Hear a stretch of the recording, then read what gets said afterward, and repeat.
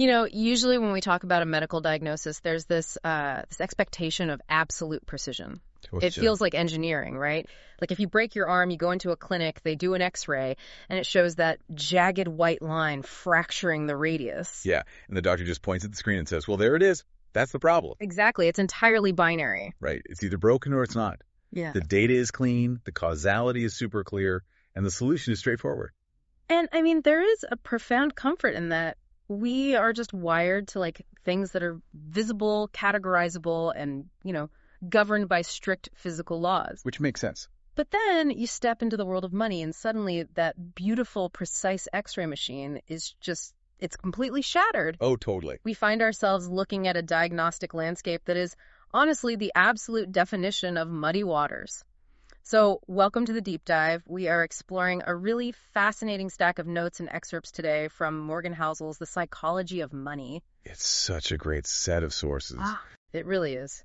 And just to set expectations right up front for you listening, if you're hoping for some masterclass on spreadsheets today, you might want to pivot. Yeah, definitely not doing that today. Right. We aren't going to be auditing stock charts or calculating PE ratios or building complex mathematical forecasting formulas. Thank goodness. The mission today is to explore the soft skills of wealth. We're looking at how our behaviors, our underlying psychological fragility, our egos, and our massive cognitive blind spots dictate financial success far more than formal, credentialed intelligence ever could. Which, honestly, represents a massive paradigm shift in how we traditionally educate people about capital. Oh, for sure. We're moving away from the realm of physics, which has hard, immutable rules and laws, and stepping squarely into the realm of psychology. Which is entirely driven by emotions and context. Exactly. Nuance. We tend to teach finance as this math-based discipline, right? Put these numbers into this formula, and out pops a predictable result. Like a machine. Yeah, but money isn't managed in a vacuum. It's managed at dinner tables, in moments of absolute panic or, in the throes of unbridled greed. Right. And to really crystallize how bizarre this landscape is, I want to kick off by looking at 3 starkly different lives drawn from the source material. These are wild. They really are. They perfectly encapsulate the absolute madness of how money actually operates in the real world. Okay. Let's start with character number 1. We're looking at a wildly successful technology executive. Okay. Now, this guy was a verifiable genius in his 20s. He literally designed and patented a foundational component in early Wi-Fi routers. So a legitimate innovator. Absolutely. Right. He started and sold several companies. He had the kind of intellectual pedigree that society just worships. But his relationship with the capital he generated was this volatile, almost toxic mix of deep-seated insecurity and childish recklessness. Yeah, the notes describe a man who fundamentally viewed his wealth not as a tool for security, but as a theatrical prop. Yes, exactly. This is someone who would carry a stack of $100 bills several inches thick in his pocket, just to artificially engineer situations where he could show it off. To people who didn't even ask to see it. Right, it was a total performance. A performance usually amplified by alcohol and a very loud audience. But the behavior escalates to a point that just breaks any logical framework. The coin story. The gold coin story. Mm-hmm. One day, this executive is at a luxury hotel, and he hands a colleague several $1,000s in raw cash. Just raw cash. Right. And he says, go down the street to the jeweler and buy me a handful of $1,000 gold coins. Which is already crazy. An hour later, the colleague returns with the gold. The tech executive and his entourage then walk down to a dock overlooking the Pacific Ocean, and they literally start skipping the solid gold coins into the water. Like flat rocks. Like flat rocks. They're standing there cackling, arguing about whose $1,000 coins skip the furthest across the waves. I mean, it is a deliberate performative destruction of wealth. And the psychological underpinnings there are so fascinating to me. Oh, totally. It's an aggressive display of dominance over the money itself.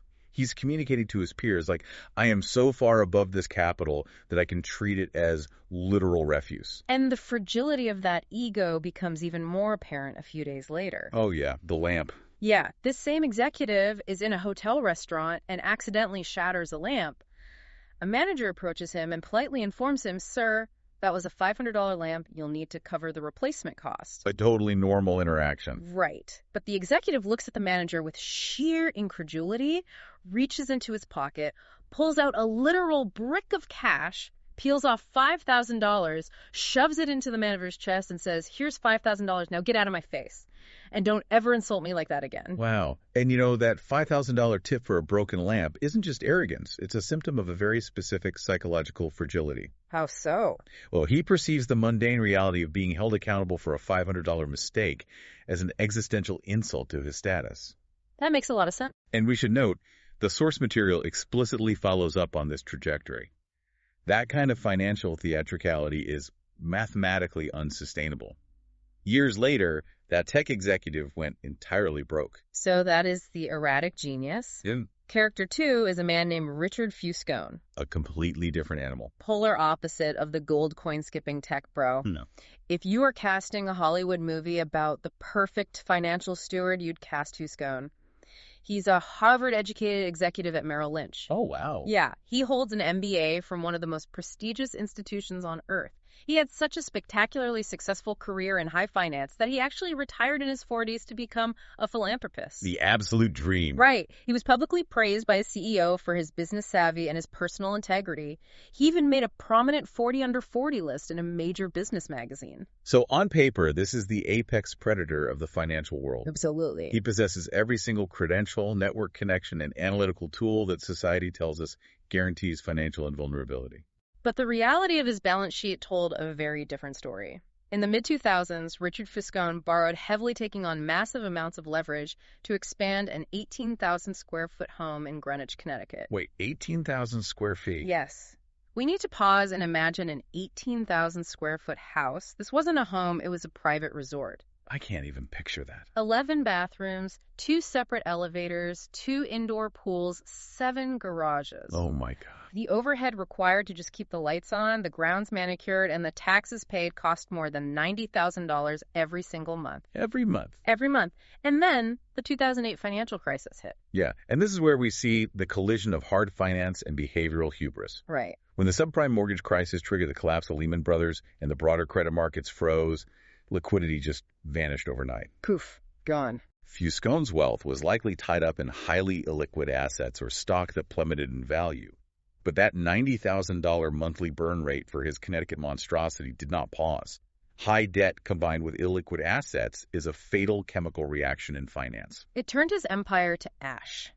He ended up standing before a bankruptcy judge in 2008, this Harvard-educated financial titan, stating, "For the public record, I currently have no income." That is just wild. His Palm Beach estate was foreclosed on, and eventually that massive 18,000 square foot Greenwich mansion was auctioned off in a foreclosure sale for 75% less than he had poured into it. Okay, so we established the baseline here.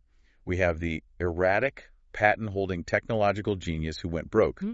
And the highly educated, perfectly credentialed financial professional who went broke. Which brings us to our third character, Ronald James Reed. And this is where the conventional understanding of capital turns completely upside down. Completely.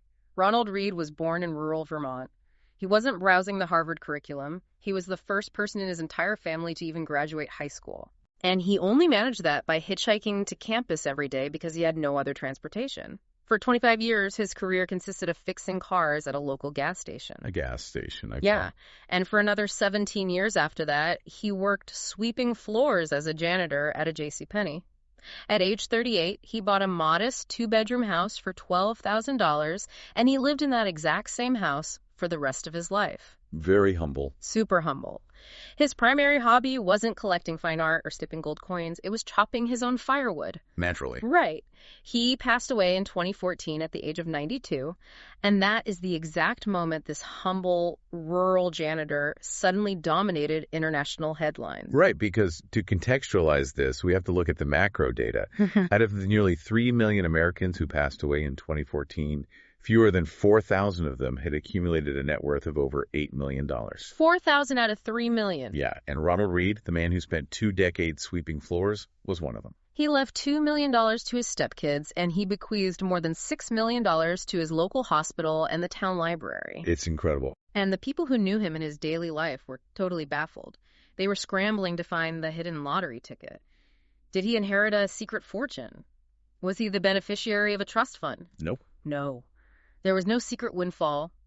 He simply saved what little he could from his meager paychecks. He invested those small sums in blue-chip dividend-paying stocks, and then he just waited. Just time. He waited for decades while his tiny, unglamorous savings compounded, totally uninterrupted, into a massive $8 million fortune.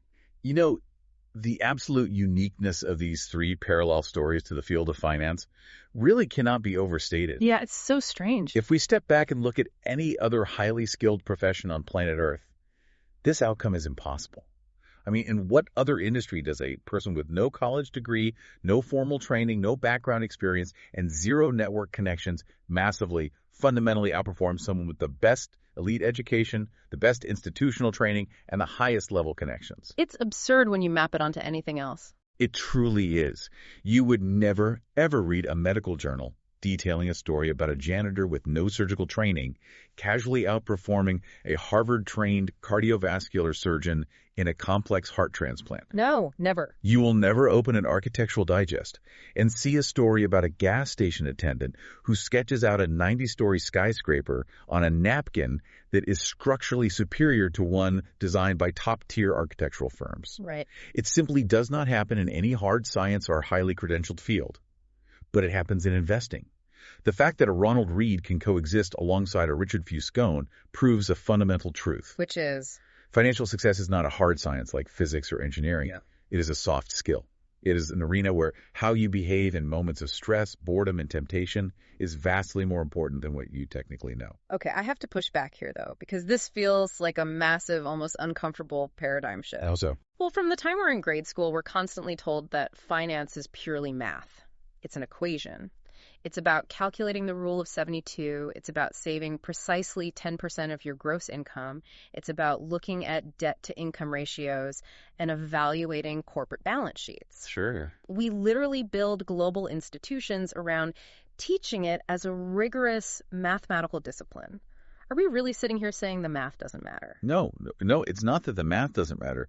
Knowing the historical correlations between federal interest rates and corporate valuations is incredibly useful. Okay. Understanding how to calculate a compound annual growth rate is vital.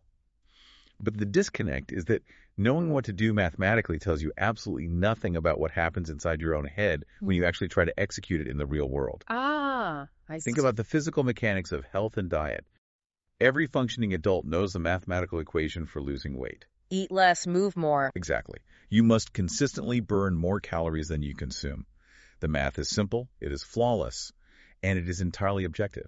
But knowing that math does not help you in the slightest when you're exhausted, profoundly stressed out after a terrible day at the office, and there's a massive chocolate cake sitting on your kitchen counter. Oh man, that is so true. Right. The calorie equation doesn't account for the cortisol flooding your system, the emotional exhaustion, or the dopamine craving that hijacks your prefrontal cortex. Yeah, math doesn't care about my dopamine. Exactly.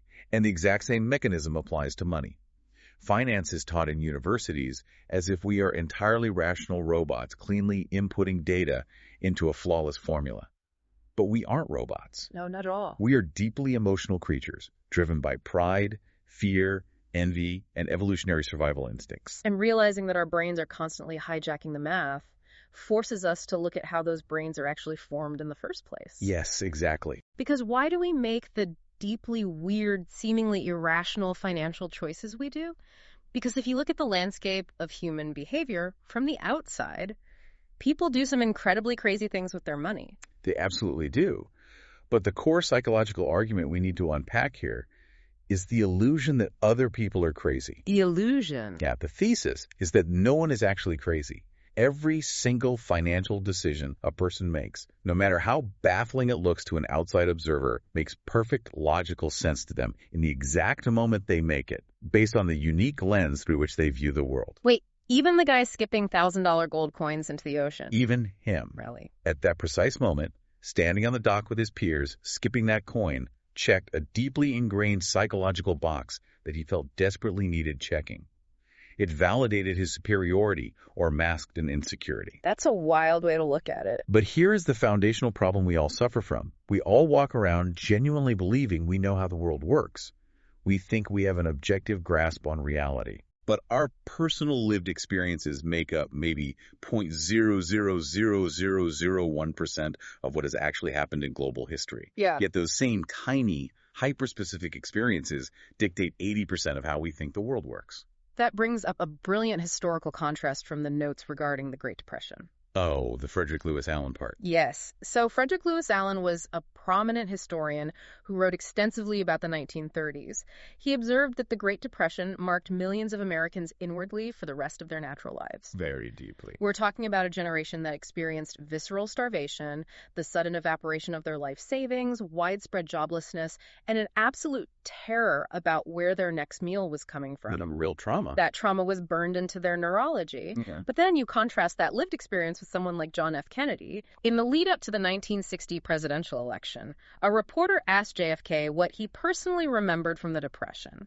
And JFK answered with stunning candor. He said, "I have no first-hand knowledge of the Depression. My family had one of the great fortunes of the world, and it was worth more than ever then." Wow. He went on to say, "We had bigger houses, more servants, we traveled more. About the only thing that I saw directly was when my father hired some extra gardeners just to give them a job so they could eat. I really did not learn about the Depression until I read about it at Harvard." I mean, let's analyze the neurological implications of that. You cannot possibly expect someone who learned about systemic financial ruin by casually reading a textbook in a comfortable library at Harvard to have the same physiological and emotional response to economic risk as someone whose father was unemployed, humiliated, and begging for bread. No, of course not. No amount of studying, no degree of open-mindedness or intellectual empathy can genuinely recreate the visceral power of true fear and uncertainty. A financial spreadsheet can cleanly show you that the stock market has historically recovered from every major crash. Right, the line always goes up eventually. Exactly. But a spreadsheet cannot model the stomach-dropping terror of coming home, looking your children in the eye, and wondering if your recent investment losses have just permanently imperiled their ability to go to college. And there is actual hard empirical data to back up this generational rewiring. The sources cite a really fascinating study published in 2006 by economists at the National Bureau of Economic Research. It's a great study. Yeah, they didn't just look at anecdotes. They dug through 50 years of comprehensive data from the Survey of Consumer Finances. Now, in a perfectly rational, math-driven world, people should construct their investment portfolios based on their current financial goals and the statistical options available to them at that moment. Logically, yes. But the study found something completely different. It proved that people's lifetime investment decisions are heavily, almost entirely anchored to the macroeconomic experiences they happen to live through in their own generation, specifically during their highly impressionable early adult years. The imprinting is undeniable. The data showed that if you grew up in an era where inflation was running rampant, where you viscerally felt the purchasing power of your money evaporating every time you went to the grocery store, you naturally invested significantly less of your money in fixed income bonds later in life. Because I watched bonds get crushed. Exactly. You watched bonds get absolutely eaten alive by inflation when your brain was forming its financial baseline. Conversely, if you came of age when the stock market was experiencing a massive bull run, you allocated vastly more of your portfolio to equities for the rest of your life. Fascinating. Your fundamental willingness to bear financial risk depends almost entirely on your personal history. It is not tied to your innate intelligence, it's not tied to your level of education, and it's certainly not tied to your financial literacy. It is tethered to the dumb, uncontrollable luck of exactly when and where you were born. The actual numbers the NBER pulled on this are staggering. Let's look at two hypothetical investors. If you were born in 1970, the S&P 500 increased almost tenfold during your teens and 20s, even after adjusting for inflation. Huge growth. That is an era of amazing, effortless wealth generation. You put money in, it multiplies. Your brain learns that the stock market is a magical wealth machine. Right.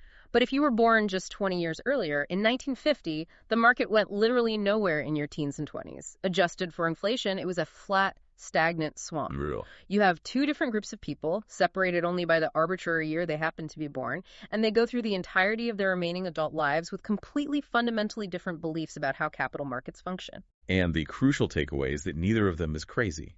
Oh, right. The person hoarding cash isn't irrational, and the person aggressively buying stocks isn't inherently reckless. They are simply drawing logical conclusions from the 0.000000001% of the world they personally experienced. It makes total sense when you frame it like that. And we see this exact phenomenon play out across global cultural divides, too. The notes highlight a very striking example revolving around a New York Times expose on the working conditions at Foxconn, the massive electronics manufacturer in Taiwan that builds our smartphones. Oh, this part was heavy. Yeah, the working conditions in those factories are widely and understandably criticized in the West as atrocious, unacceptable sweatshops. Yes, and the readers in America reacting to that expose were naturally outraged. They applied their Western standard of labor to the situation. Of course. But the response that the source material highlights came from a comment left by the nephew of an actual Chinese factory worker. He wrote into the discussion specifically to defend the factory, Which shocked a lot of people. He readily admitted that his aunt worked grueling, painfully long hours in a sweatshop environment for what we would consider minuscule wages. But he objectively noted a piece of context that Western readers were entirely missing. Which was? He pointed out that before she secured the job in that factory, her only available means of survival was prostitution. He wrote, and I am quoting the text here, "The idea of working in a sweatshop compared to that old lifestyle is an improvement, in my opinion.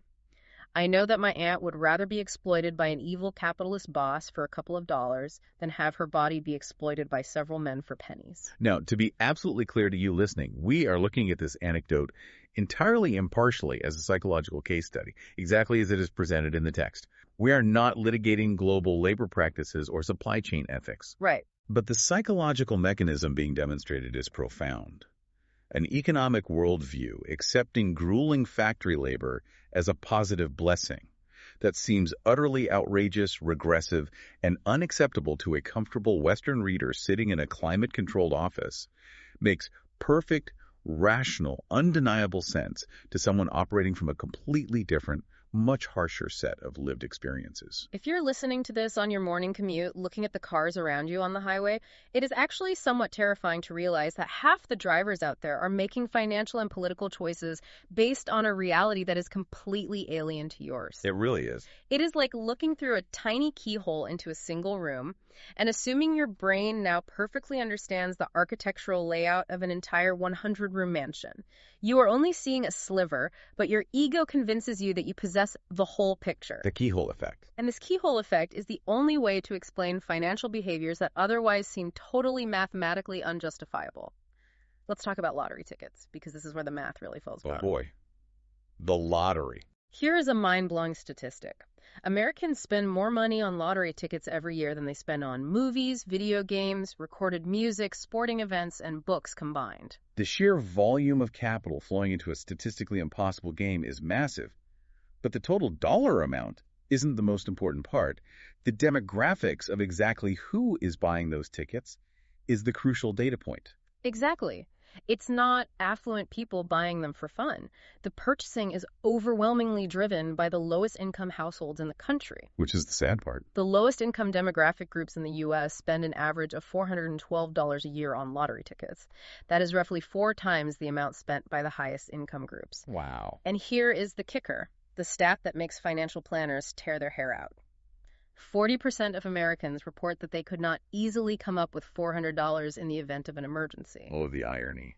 Which means mathematically, the people blowing $400 a year on mathematically worthless lottery tickets are largely the exact same people who say they couldn't find $400 to fix a broken radiator or pay a surprise medical bill. From the outside, looking through the lens of traditional financial literacy, you look at that behavior and say, well, that is crazy. That is objectively terrible math.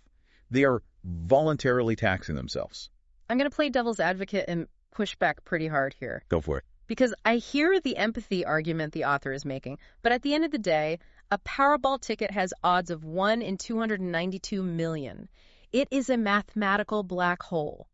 Aren't we just making intellectual excuses for terrible financial literacy? Shouldn't we just call a bad decision a bad decision?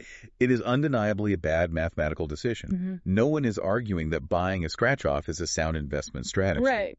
But if we want to understand why the behavior persists, despite the math, we have to strain to empathize with the subconscious reasoning operating underneath the transaction.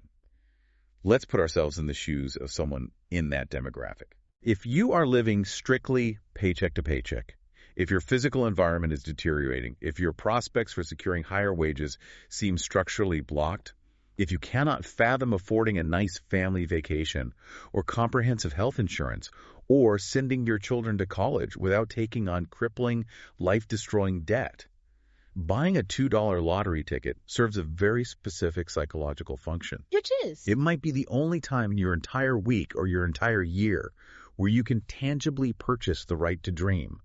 You are holding a piece of paper that gives you a fleeting, momentary feeling of hope that you might actually get the good stuff that wealthy people already take for granted. You aren't buying an investment vehicle. You are purchasing a temporary emotional state. It's incredibly sobering when you frame it as purchasing a dream rather than an asset. It really changes how you look at it. If you mathematically cannot afford the real thing, the actual security and comfort of wealth, you buy the ticket to rent the feeling of possibility for a few days until the numbers are drawn. Exactly. Understanding that mechanism doesn't magically make buying the ticket a good financial decision. It remains a statistical waste of money. But it illuminates the core thesis of this section. What you are doing seems crazy to me, but I can actually trace the psychological breadcrumbs and understand exactly why you are doing it based on your worldview. And there's another layer to this "we aren't crazy" argument that I found deeply reassuring, which is simply acknowledging the sheer unprecedented novelty of modern finance. This is a huge point. We tend to beat ourselves up over our financial mistakes because we act like managing capital is this ancient, deeply ingrained human trait that we should all just naturally be good at. But the concepts we rely on today are practically infants in the span of human history. This is a vital piece of context that usually gets ignored. Think about human evolution. Dogs were domesticated roughly 10,000 years ago. Human beings have had thousands of generations to neurologically adapt to agriculture, to community living, to basic bartering and trade. We have evolutionary hardware designed for those tasks. But the modern financial system, the complex web of compound interest, digitized debt, and macroeconomic markets, it is barely 2 generations old. The 401k, which is quite literally the absolute backbone of the entire American retirement savings apparatus, was only invented in 1978. Not that long ago. The Roth IRA, another massive pillar of wealth building, was born in 1998. If the Roth IRA were a human being, it would barely be old enough to rent a car right now. That's a hilarious way to put it, but it's true. Before World War II, the entire concept of a dignified retirement where a person simply stops working in their 60s and lives comfortably off the yield of their investments simply did not exist for the masses. It was a luxury reserved for the aristocracy. Mostly, yeah. Most working-class Americans worked until they physically couldn't, and then they either relied on their children or passed away. Even in the relatively prosperous 1950s, only a tiny minority of the workforce had access to a private pension. So we've been suddenly thrust into this incredibly complex, hyper-fast system of index funds, high-yield debt, adjustable-rate mortgages, and algorithmic trading, and society expects us to navigate it flawlessly right out of the gate. Which is an absurd expectation. We aren't crazy for making mistakes. We are all just novices. Every single one of us is winging it in a system that is fundamentally new to our species. That reality that our personal worldviews are flawed because they are just tiny, subjective, newly formed slices of reality leads us to the biggest blind spot of all. Luck and risk. If we can't trust our own limited experience, how do we evaluate the forces that actually dictate success? Because according to the source material, our perception is constantly being warped by 2 massive, invisible forces. Luck and risk. They are the ultimate doppelgangers. Yeah. They are siblings. Both forces reflect the exact same fundamental reality. Every outcome in human life is guided by forces completely outside of our individual effort or intentionality. Yeah. You are one single person playing a massively complex game alongside 7 billion other moving parts. The text uses the story of Bill Gates to illustrate this dynamic perfectly, and it completely reframes how we view the origin of Microsoft. It really does. Now, everyone universally acknowledges that Bill Gates is brilliant. He is incredibly hardworking, driven, and possessed a rare visionary mindset. But the text forces us to acknowledge that he also experienced a level of pure, unadulterated luck that is almost mathematically impossible to comprehend. The Lakeside School story. Yes. In 1968, as a young teenager, he attended Lakeside School, a private high school just outside Seattle. And thanks to a uniquely forward-thinking teacher who took the proceeds from a school rummage sale, Lakeside purchased a teletype Model 33 computer terminal hooked up to a GE mainframe. We have to understand what a teletype machine was in 1968. It wasn't a laptop. It was a massive, clunky, extraordinarily expensive piece of hardware that connected to a remote computer via telephone lines. State of the art. It is incredible that a high school had one, considering that most advanced university graduate programs didn't even have access to a computer that sophisticated at the time. Exactly. Bill Gates was 13 years old, and he had practically unlimited access to this machine to learn coding through trial and error. Let's walk through the exact mathematical funnel the author provides, because it's staggering. Numbers are crazy. In 1968, there were roughly 303 million high school-aged people on the planet. About 18 million of those kids lived in the United States. Roughly 270,000 of them lived in Washington state. About 100,000 lived in the greater Seattle area, and exactly 300 of them attended Lakeside School. So 300 out of 303 million. Out of 303 million kids globally, Bill Gates was one of 300 who had the sheer geographical and financial luck to attend a school that bought a computer. That is literally 1 in a million luck. Gates himself has openly admitted, if there had been no Lakeside, there would have been no Microsoft. But the story doesn't end with Bill Gates' luck, and this is where it gains its profound emotional weight. Gates wasn't the only brilliant, computer-obsessed kid at Lakeside. He had a best friend, a boy named Kent Evans. Kent Evans. If you read Gates's own accounts from that era, he viewed Kent as an intellectual equal. In fact, Kent was widely considered the best student in the class. Wow. The two of them were completely obsessed with the teletype machine together.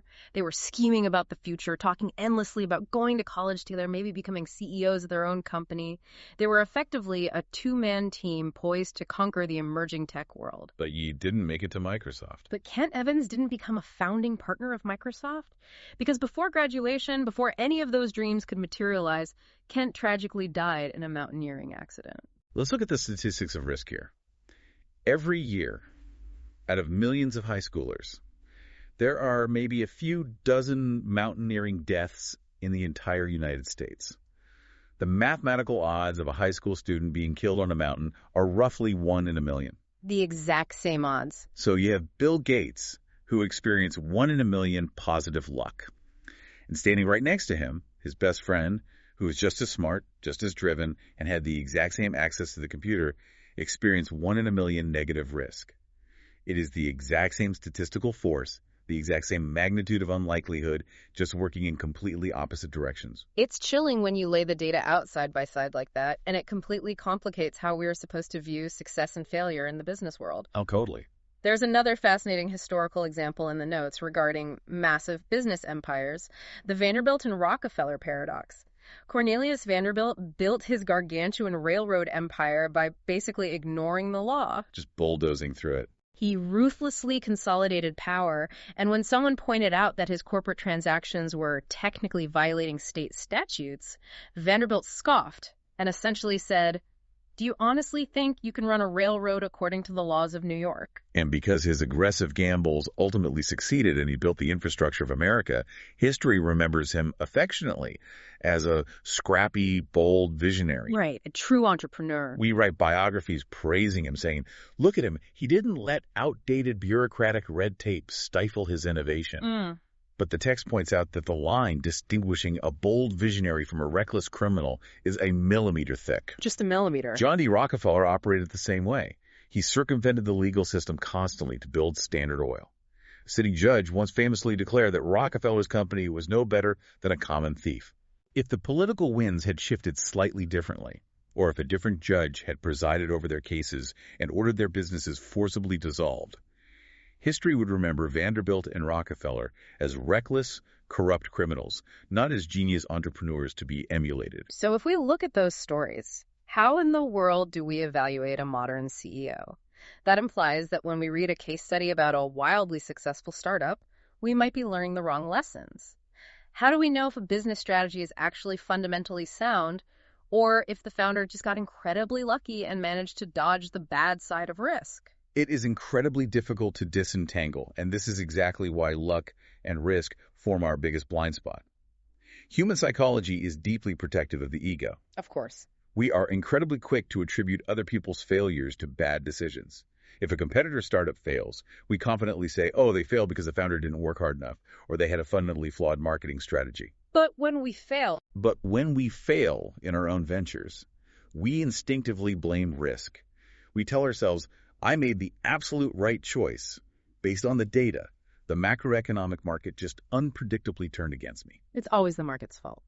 Conversely, we attribute our own successes entirely to our brilliant skill and tireless work ethic, while simultaneously whispering that our rival's massive success was just a string of dumb luck. It's a massive cognitive double standard. So practically speaking, how do we learn what actually works? If reading biographies of billionaires like Rockefeller or Vanderbilt is inherently flawed because their outcomes are so extreme and mathematically dominated by 1 in a million luck, who should we be studying? Who should the person listening to this deep dive look at to figure out how to successfully manage their own career and money? The actionable advice the author provides is a bitter pill for a lot of ambitious people. You need to stop studying the extreme outliers. Stop studying the billionaires. Stop obsessing over the billionaires, the college dropouts who built trillion-dollar tech monopolies, and the massive, spectacular corporate failures that dominate the front page of the news. Okay, why? The mathematical reality is that the more extreme the outcome, whether it's extreme success or extreme failure, the less likely you can accurately apply its underlying lessons to your own normal life.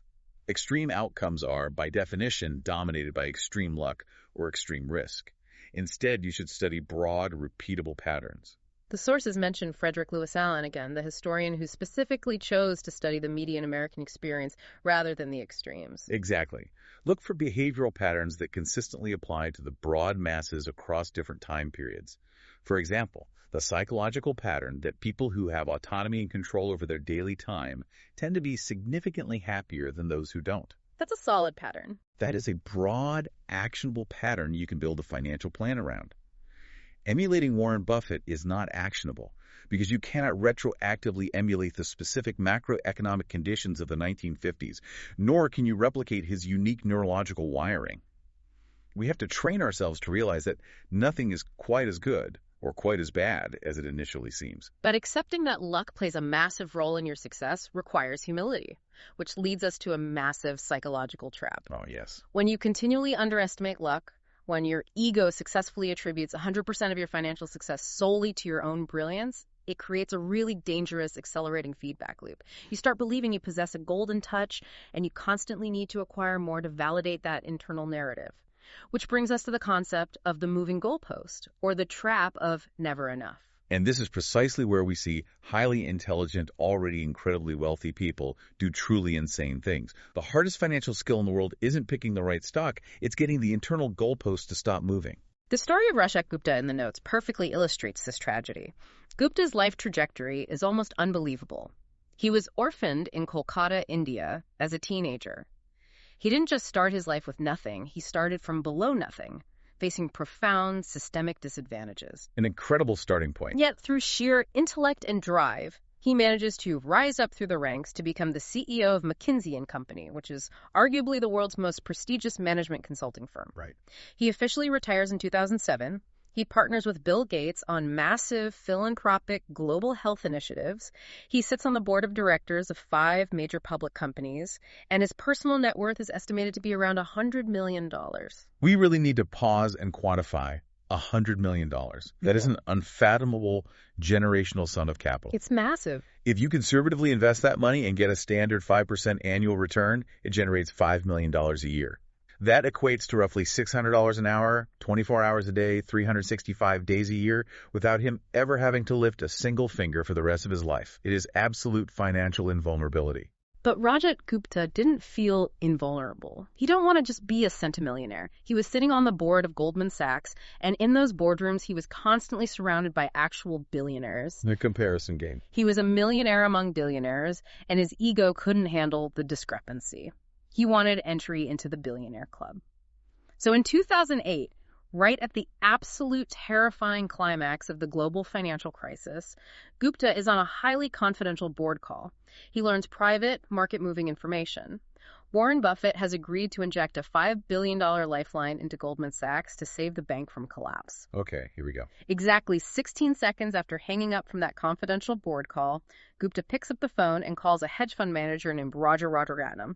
Rajaratnam immediately acts on the tip and buys 175,000 shares of Goldman Sachs.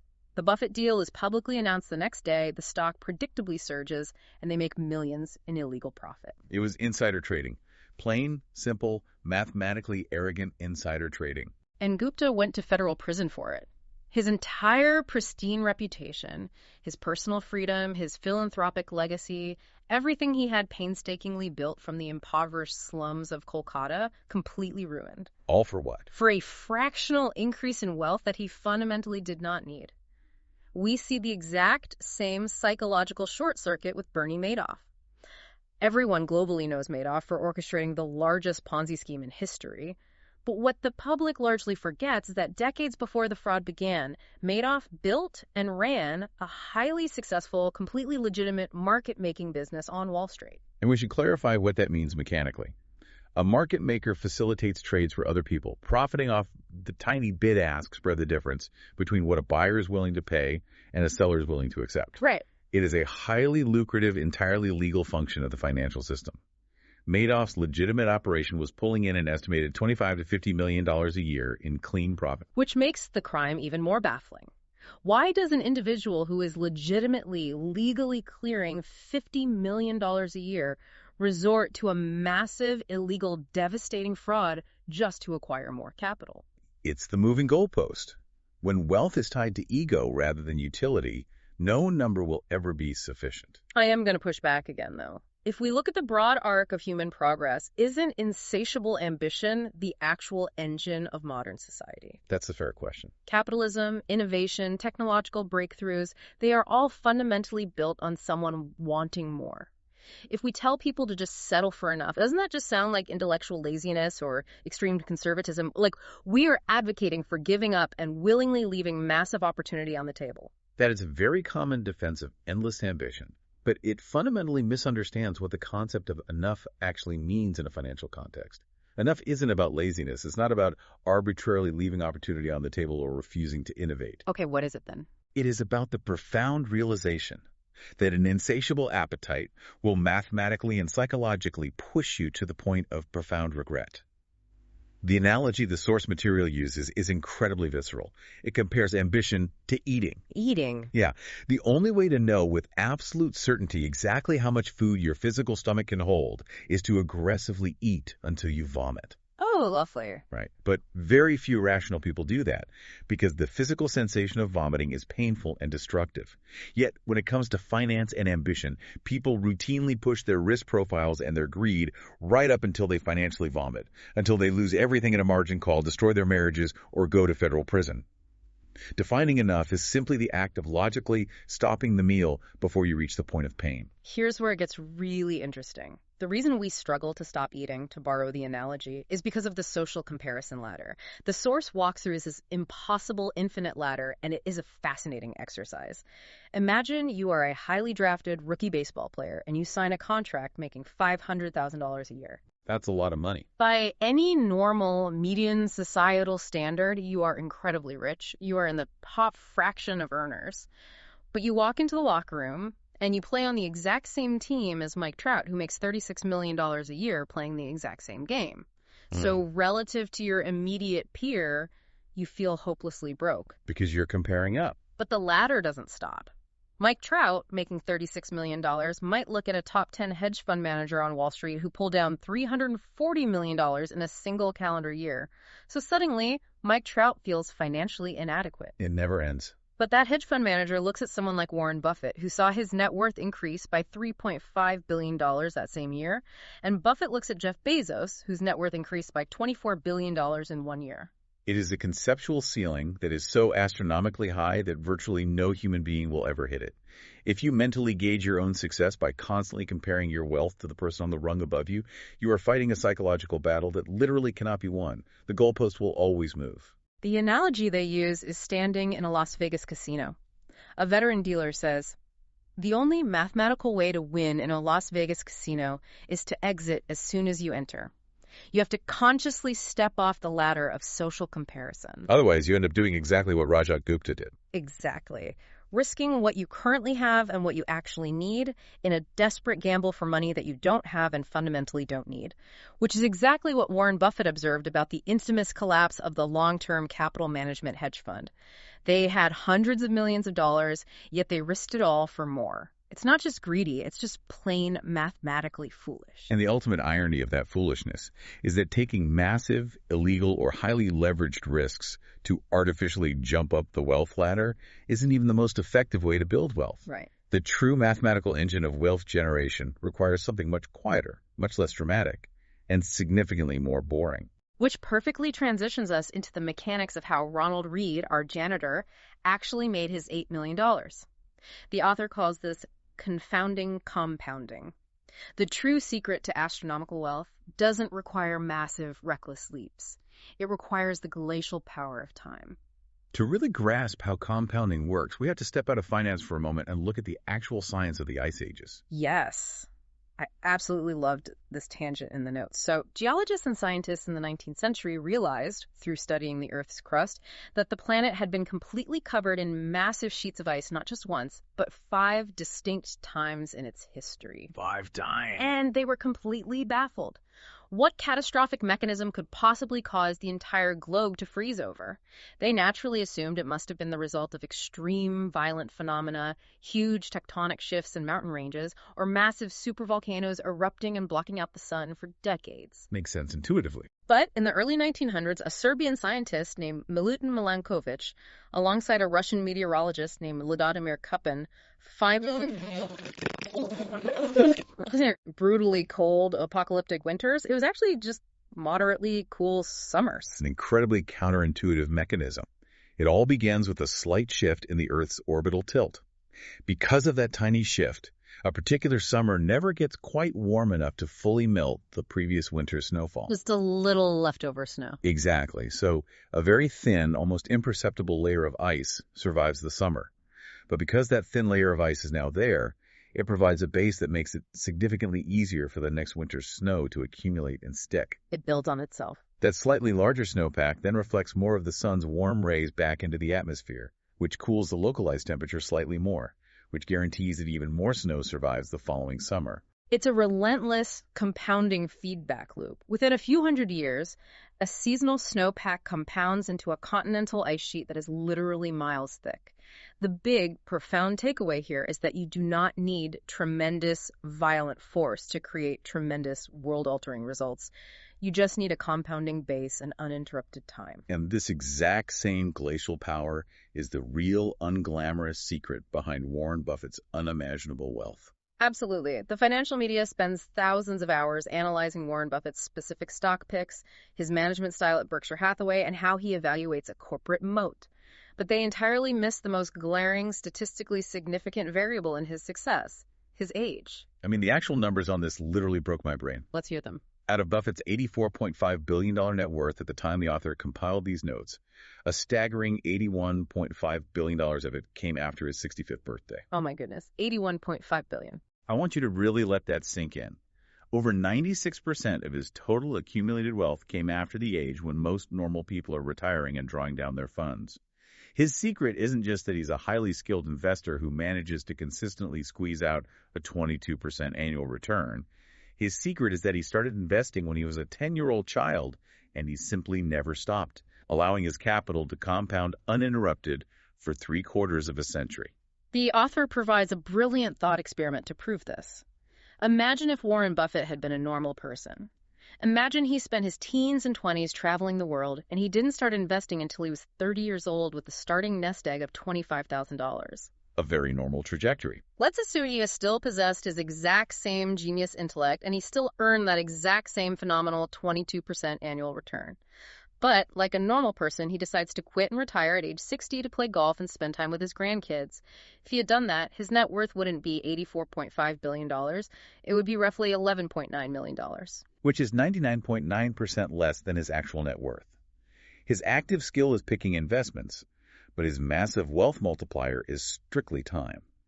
Look at the comparison the text makes with Jim Simons, the legendary head of the quantitative hedge fund Renaissance Technologies. Oh, yes. By any purely mathematical metric, Simons is arguably a much better trader than Buffett. Simons has compounded his money at a staggering 66% annually since 1988. That is triple Buffett's rate of return. Triple. Yet Simons' net worth is listed around $21 billion, which makes him 75% less rich than Buffett. Why? Because Simons didn't truly find his investment stride and begin heavily compounding until he was 50 years old. He simply hasn't had the decades of compounding runway that Buffett has enjoyed. This is exactly why the concept of compounding is so utterly confounding to the human brain. From an evolutionary standpoint, our neurology is hardwired for linear thinking. If you are a hunter-gatherer tracking an animal, you need to calculate distance and speed linearly. We simply do not possess the intuitive mental hardware to process exponential growth. If I ask you right now what 8 plus 8 plus 8 calculated 9 times is, you can quickly do the linear addition in your head and say 72. Simple addition. But if I ask you what 8 times 8 times 8 multiplied 9 times is, your brain completely stalls out. You can't intuitively guess it. The answer is over 134 million, because exponential growth hides its massive power in the early, boring years and then violently explodes in the later years. It's like trying to cook a massive 12-pound brisket. You can't just throw it in a microwave for 5 minutes on maximum radiation heat. The outside will turn to leather and the inside will be raw. It will be totally ruined. No one wants microwave brisket. No one. It requires the low, slow, ambient heat of a wood smoker over 14 hours. The magic, the tenderization, only happens in the waiting. And yet, because compounding isn't intuitive to our fast-paced brains, we constantly try to force the timeline. We scour the internet trying to find the one obscure tech stock or crypto coin that will double in a month, instead of just letting average broad market returns compound quietly over 30 years. We constantly ignore the reliable slow cooker and keep desperately trying to use the microwave. But realizing that we need to rely on the slow cooker leaves us with a mechanical problem. To let that slow cooker of compounding actually work its magic, you have to ensure the smoker stays plugged in. You have to physically and financially survive long enough for the exponential curve to hit its explosive upward slope. Which brings us to a crucial distinction that most investors miss. The fundamental difference between getting wealthy and staying wealthy. The sources make a very blunt, almost paradoxical statement here. Getting money requires taking risks, being relentlessly optimistic, and boldly putting yourself out there in the marketplace. Keeping money, however, requires the exact opposite set of psychological traits. What are they? It requires intense humility, deep frugality, and a healthy dose of paranoia. Let's look at the historical parallel of Jesse Livermore and Abraham Jermansky during the catastrophic Great Crash of 1929. Such a powerful story. Jesse Livermore was widely considered the greatest stock market trader of his generation. In the final week of October 1929, the infamous Black Tuesday and Black Thursday, the stock market was completely historically wiped out. It ushered in the Great Depression. There were stories of ruined traders committing suicide on Wall Street. Total panic. Livermore's own family greeted him at the door of their estate in tears, absolutely convinced they were financially ruined. But Livermore had actually shorted the market. He had analyzed the frothiness and bet heavily that the market would collapse. In a single day of trading, while the world burned, he made the modern equivalent of more than $3 billion. It was a masterstroke. He instantly became one of the richest men in the world during the worst financial disaster in modern history. Meanwhile, during that exact same week, a man named Abraham Jermansky, a multi-millionaire real estate developer who had used massive leverage to bet heavily on the continually rising bull market, was utterly ruined. Complete opposite outcome. He was last seen wandering near Wall Street, literally tearing strips of ticker tape into tiny bits and scattering them on the sidewalk in a state of absolute catatonic despair. He subsequently disappeared. The contrast between the two men is incredibly stark. Livermore wins spectacularly, Jermansky loses everything. But here is the tragic psychological twist to the story. Fast forward just 4 years to 1933. Livermore, thoroughly drunk on his own success and feeling utterly invincible from his brilliant 1929 maneuver, begins making larger, increasingly reckless bets in the market. He starts acting like Jermansky. Exactly. He assumes he can outsmart the system repeatedly. He gets deeply in over his head, racks up insurmountable debt when the market moves against him, and loses absolutely everything he had made. He goes missing for 2 days, and eventually, tragically, takes his own life. Both men were incredibly uniquely talented at getting wealthy. Both of them were absolutely fatally terrible at staying wealthy. And we see this exact same survival failure with Warren Buffett's early investing circle, too. Everyone knows the legendary duo of Warren Buffett and Charlie Munger. But if you look back at the 1970s, there was a third guy in their inner circle, a brilliant investor named Rick Guerin. Buffett himself has stated publicly that Rick was just as intellectually gifted as he and Charlie were. They were all making joint investments together, evaluating the exact same companies. So the natural question is, what happened to Rick Guerin? Why isn't he a billionaire household name? Buffett summarized it perfectly. Rick was in a hurry. In the brutal 1973-1974 economic downturn, the stock market dropped almost 70%. Now, dropping 70% is terrifying, but it's a paper loss if you just hold the stock. But Rick had used margin loans. Let's pause and explain the mechanics of a margin loan, because it is the ticking time bomb of finance. Please do. If you borrow money to buy a physical house, the bank holds the house as collateral. But a house doesn't typically drop 70% in market value overnight. With a margin loan, you are borrowing cash from your broker to buy stocks, using your existing stock portfolio as the collateral. Right, and stocks do drop 70% overnight. When your collateral rapidly loses its value, the broker issues a margin call. They demand you immediately deposit more cash to cover the loan. If you don't have the cash, the broker forcefully liquidates your stocks at the absolute bottom of the market to recoup their money. It completely removes your agency. You no longer have the luxury or the autonomy of simply waiting out the dip. Precisely. A margin call turns a temporary paper market fluctuation into a permanent, unrecoverable financial ruin. And that is exactly what happened to Rick Aaron. When the market crashed, he got margin calls. He was forced to sell his prize shares of Berkshire Hathaway stock back to Warren Buffett at less than $40 apiece just to survive the crushing debt. Rick Aaron didn't survive the 1970s downturn because he didn't have a margin of safety. Which raises an incredibly practical question for our listeners. How do we actively plan for a future that we cannot possibly predict? It's the million-dollar question. The answer the text provides is building a margin of safety, or intentionally creating room for error. A good, robust financial plan doesn't naively rely on the world unfolding exactly as you hope it will. A truly good plan actively plans on the plan not going according to plan. If your entire retirement strategy inherently requires the stock market to return exactly 8% a year for the next 30 consecutive years without you ever losing your job and without any massive global recessions, your plan isn't a plan. It's an incredibly fragile wish. A fantasy. What happens if there's an unprecedented global pandemic? What if there's a localized housing crisis that traps your equity? You need a buffer. Nassim Taleb, the author of The Black Swan, says that having a statistical edge in the market and actually surviving the market are two entirely different things. You need to avoid total ruin at all absolute costs. So survival is the key metric. The primary goal of investing isn't necessarily making brilliant decisions every single day. It's about consistently not screwing up so badly that you are permanently forced out of the game.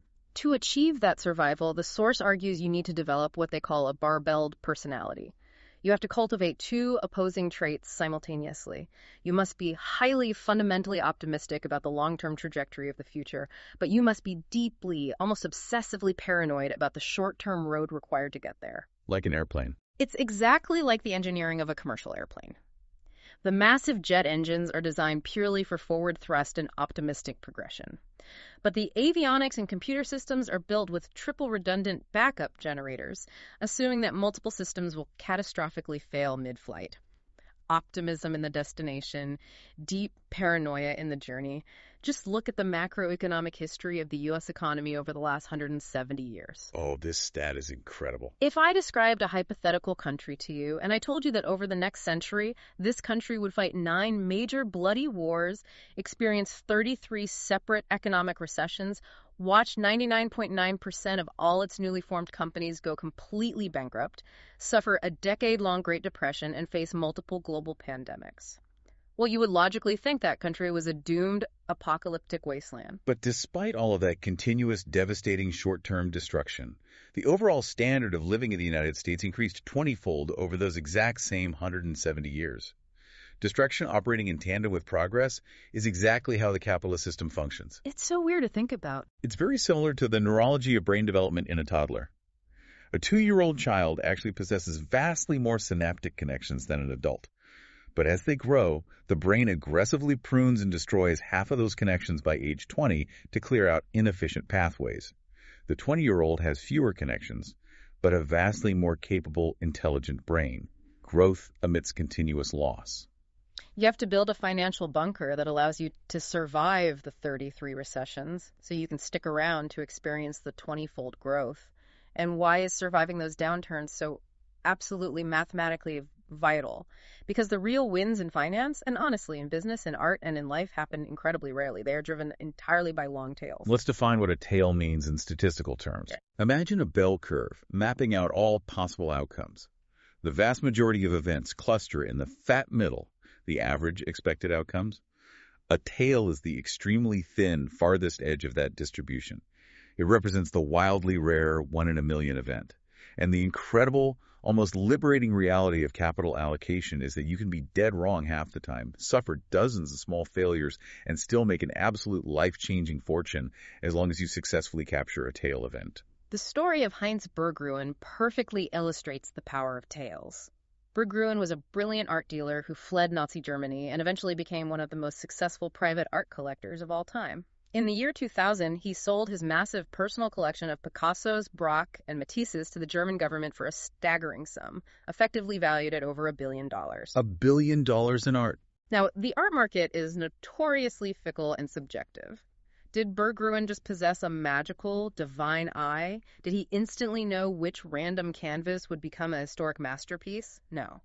An investment firm actually went back and deeply analyzed his purchasing strategy. Berggruen basically acted exactly like a modern index fund. An index fund for art. He bought vast, overwhelming quantities of art across the entire board. He fully expected and allowed 99% of his purchases to be complete duds pieces that depreciated or were forgotten. But by buying everything, he ensured he held on to the 1% that turned out to be by Pablo Picasso. That tiny 1% tail event financially paid for all the thousands of failures 100 times over. We see the exact same tail-driven mathematics in the history of business. Walt Disney is universally revered today, but he actually went totally bankrupt with his very first animation studio. By the mid-1930s, Disney had poured his soul into producing over 400 distinct cartoons, the vast majority of which lost a considerable amount of money. 400 cartoons, that's a lot of failure. The studio was deeply in debt and struggling to survive. But then they released Snow White and the Seven Dwarfs in 1938. That single film, just 83 minutes of animation, generated $8 million in revenue in its first 6 months. That one extreme tail event paid off every single crushing debt the company had accumulated, funded the purchase of a new state-of-the-art studio in Burbank, and permanently turned Walt Disney into a cultural titan. Now, it's easy for us to look at the eccentric art world or risky venture capital startups and say, sure, startups are wildly risky. One mobile app makes $1 billion while 50 fail miserably. But the terrifying truth is that this long-tail dynamic is equally true in the massive, supposedly safe public stock market. The notes cite deep data analyzing the Russell 3000 index since 1980. This data is so important. But a Russell 3000 tracks the performance of the 3,000 largest publicly traded U.S. companies. It is a massive, diversified snapshot of the economy. But over that time frame, 40% of the established public companies in that index lost at least 70% of their total value and never, ever recovered. Let's really pause and emphasize that. 40% of the largest public companies in America were effectively massive permanent failures. Think about a company like Carolco Pictures. In the early 90s, they were a juggernaut. They produced massive cultural touchstones, Terminator 2, Rambo, Basic Instinct. They were pulling in $500 million in global revenue in 1991. They seemed invincible. By 1996, just 5 years later, they had completely collapsed and filed for Chapter 11 bankruptcy. This was wiped out. The failure rate, even among massive, established public companies, is staggering. But here is the statistical miracle. Despite 40% of the constituent companies cratering into oblivion, the Russell 3000 index as a whole increased 73-fold since 1980. Why? How is that mathematically possible? That's a tail. Because effectively all of the index's massive overall returns were generated by just 7% of the component companies. Tail events. A few unprecedented astronomical winners like Apple and Amazon generated so much wealth that they entirely offset the massive dragging weight of the 40% that went bankrupt. If we take that mathematical reality and connect it to the bigger picture of human behavior, it should fundamentally change how you view your own portfolio and your own mistakes. We feel incredible shame when an investment goes down. But Napoleon once famously defined a military genius not as someone who executes complex, brilliant maneuvers, but simply as the man who can do the average thing when all those around him are going crazy. I love that quote. Investing genius operates on the exact same principle. You do not have to possess the clairvoyance to pick the perfect stock every time. You just have to consistently do the average thing, which is persistently putting money into the broad market, especially during the terrifying moments when everyone else is panicking. The source material provides a brilliant historical simulation with 3 hypothetical investors, Sue, Jim, and Tom. Let's say each of them saves exactly $1 a month every month, from the year 1900 all the way to 2019. Okay, $1 a month. Sue is the ultimate stoic. She invests her $1 every single month into the U.S. stock market, rain or shine, through devastating recessions, world wars, and booming bull markets. She never flinches. Jim, on the other hand, thinks he can outsmart the volatility. He tries to time the market. Whenever the economy officially enters a recession, he sells his stocks to avoid the pain, and he only reinvests when the economy is booming again. That was getting tricky. Tom thinks Jim is reckless, so Tom takes it a step further. He waits until a recession ends, and then he waits an additional 6 cautiously safe months before dipping his toe back into the market. Fast forward 119 years. The stoic, unflinching Sue ends up with $435,000. Jim, the market timer, has $257,000. Tom, the overly cautious timer, has just $234,000. Sue absolutely dominates the other two by a massive margin. Not because she picked better stocks, but simply because she gritted her teeth and sat through the 300 months of terrifying recession without panicking and pulling her money out. Her ultimate financial success was entirely determined by how she managed her own psychological urges during those punctuated rare moments of macroeconomic terror, which allowed her capital to remain in place to eventually capture the long tail of the market's explosive recoveries. I love the analogy the author uses comparing this dynamic to being a stand-up comedian. When you sit on your couch and watch a Chris Rock comedy special on Netflix, the performance is flawless. Every single premise lands perfectly, the timing is impeccable, the audience is roaring. He looks like a comedic deity. So effortless. But what you do not see is the reality of the process. You don't see him performing unannounced on a random Tuesday night at the Stress Factory Comedy Club in New Brunswick, New Jersey, bombing miserably with terrible half-baked jokes. You don't see him awkwardly fumbling with his notes, enduring silent crowds, and ruthlessly cutting material that just fundamentally doesn't work. The grind. By the time that hour of material makes it to Netflix, you are only seeing the surviving tail events, the elite 1% of his jokes that violently survived the gauntlet of public testing. In finance, we only ever see Warren Buffett's majestic tail events. We see the billions made on Coca-Cola or Apple. We don't see the hundreds of mediocre or outright dud investments he made along the way that quietly faded away. You have to emotionally normalize failure in order to stick around long enough to capture the tails. So this brings us to the ultimate philosophical question of this entire deep dive. If you manage to do all of this, if you successfully tame your ego, if you survive the terrifying recessions by maintaining a wide margin of safety, if you capture those compounding tail events and you successfully build a massive, durable mountain of wealth, well, what exactly is the point? Yeah, why do it? What is that capital actually for? What are you buying? That brings us to our final exploration, the ultimate ROI, the return on investment. Culturally, people deeply desire wealth because they assume, on a very basic level, that more money will automatically make them happier. But happiness is a notoriously squishy, subjective metric. However, the notes point to a landmark study by a psychologist named Angus Campbell. A very famous study. He conducted exhaustive research into what actually constitutes happiness in America, analyzing demographics, income levels, and geographic data. And he found a universal denominator. It wasn't sheer income, it wasn't the square footage of your house, and it wasn't the societal prestige of your job title that reliably predicted positive subjective well-being. The single most dependable predictor of happiness was a person having a strong, unyielding sense of controlling their own life. The highest ultimate dividend that accumulated money pays isn't the ability to buy luxury goods. It is the ability to entirely control your own time. To wake up every single morning and truthfully say, I can do whatever I want today with whoever I want to do it with for exactly as long as I want. Which is an incredibly rare luxury today, primarily because of the fundamental shift in how human beings work. Think back to the era of John D. Rockefeller. Rockefeller was famously known for sitting in his office in absolute silence, just staring out the window, thinking. Just thinking. A frustrated refinery worker once complained that Rockefeller just lets everyone else do the hard physical labor while he sits back and says absolutely nothing. But Rockefeller's job wasn't physical labor. His ultimate deliverable was the strategic decisions he meticulously crafted in his head. And that highlights the massive historical shift. In the 1870s, almost all available jobs were strictly physical. You performed agricultural or industrial labor, and when you physically clocked out and walked into the factory, your work was entirely cleanly over. You couldn't take the assembly line home with you. Right. Today, in the modern knowledge economy, roughly 38% of all jobs in the U.S. fall into the category of managers, officials, and professionals. They are highly compensated decision-making jobs, which means your physical brain is the factory. And the insidious consequence of that is that you never actually leave the factory. It's exhausting. You're actively trying to solve that complex marketing campaign in your head while you're supposed to be making dinner with your kids, or you are agonizing over a logistical supply chain issue while lying in bed staring at the ceiling at 3 a.m. We might technically work fewer grueling physical hours than a coal miner in 1950, but psychologically it feels like we are on the clock 24/7.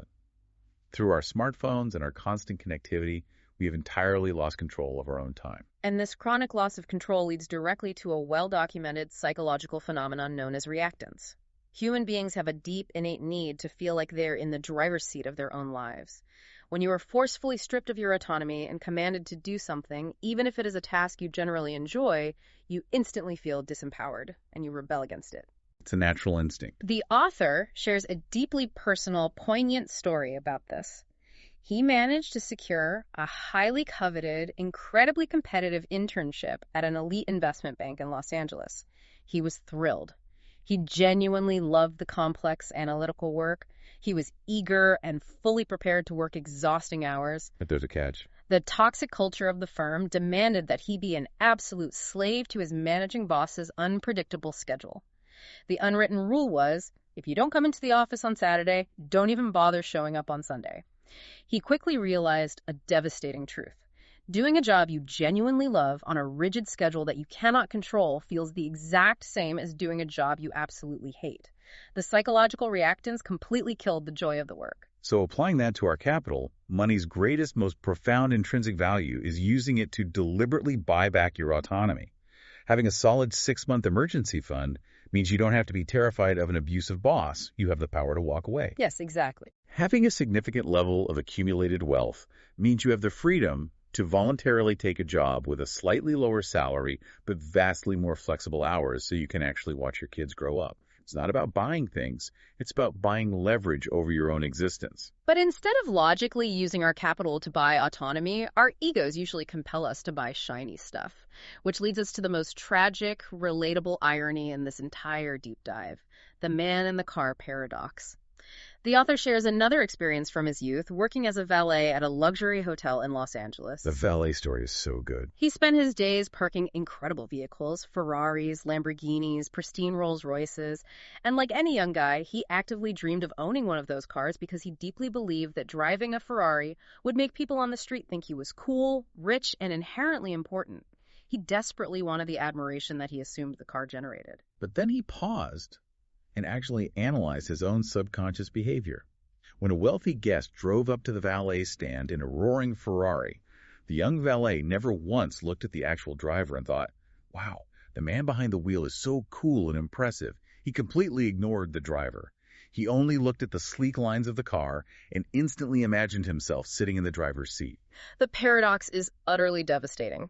People spend massive amounts of money buying ostentatious luxury goods because they crave respect, admiration, and validation from others.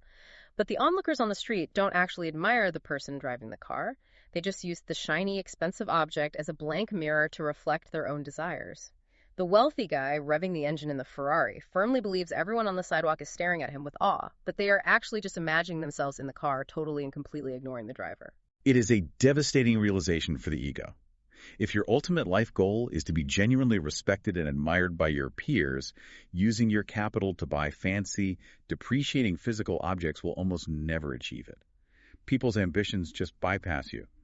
Genuine humility, quiet kindness, and active empathy will bring you vastly more lasting respect than European horsepower or massive square footage ever could. So let's take a breath and recap the massive journey we've been on today.